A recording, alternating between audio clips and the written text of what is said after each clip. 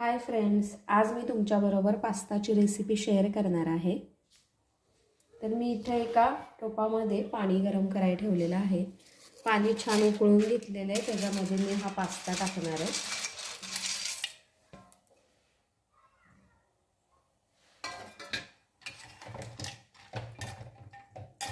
आपण flame low पण करायची नाही आणि फास्ट पण करायची नाही, मध्यम आचेवरती मी हा शिजवून घेणार आहे उकळलेल्या पाण्यामध्ये।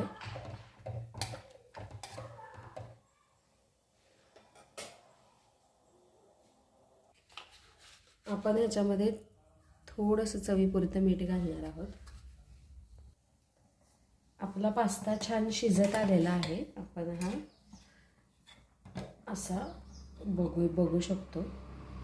चमच्याने कट झाला तर आपला पास्ता शिजला आहे। हा पास्ता सहज कट होतोय म्हणजे शिजलेला आहे। आता आपण हा वतून घेऊया चाळणीमध्ये।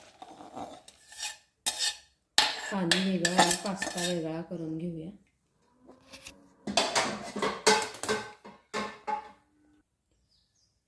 इथे मी पॅन ठेवलेला आहे गरम करायला।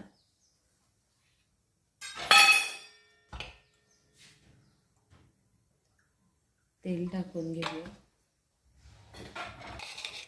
तेल छान गरम झालंय। आता आपण त्याच्यामध्ये कांदा टाकतो।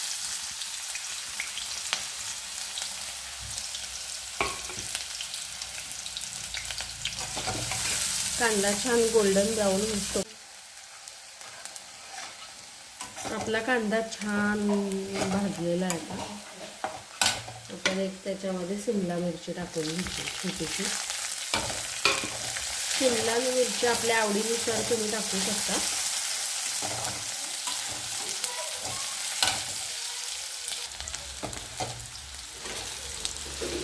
दोन हिरव्या मिरच्या मी यात टाकलेल्या आहेत।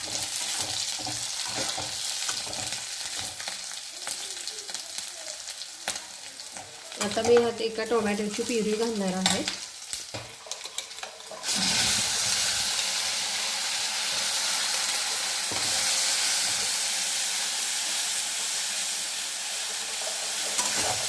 टोमॅटो प्युरी छान तेल सुटेपर्यंत आपण भाजून घेणार आहोत। त्यात थोडीशी लाल मिरची पावडर घालणार आहे मी। टोमॅटो प्युरी छान भाजून झालेली। थोडासा गरम मसाला घालणार आहे। मॅगी मसाला असेल तरी तुम्ही तो वापरू शकता। थोडीशी धने पावडर टाकणार आहे।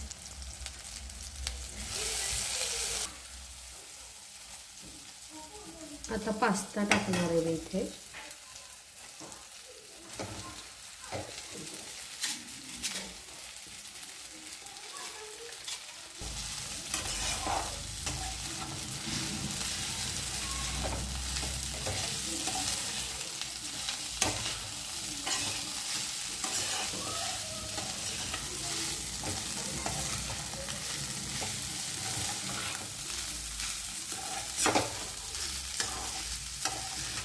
थोडंसं मीठ टाकणार आहे मी।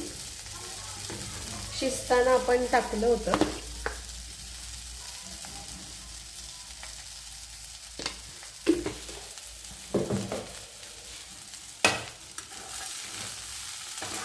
ते छान परतून घेऊया।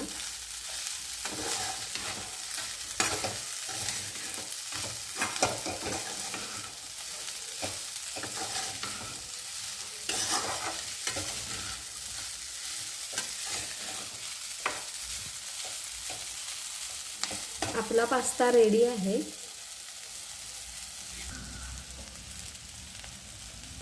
गार्निशिंगसाठी आपण कोथिंबीर वापरू शकतो, पण आमच्या मुलांना कोथिंबीर आवडत नाही। मी आता हे डिशमध्ये काढून घेते। आपला पास्ता रेडी आहे। अशाच झणझणीत आणि चमचमीत रेसिपीसाठी मानसीज किचनला फॉलो करा आणि सबस्क्राईब करा।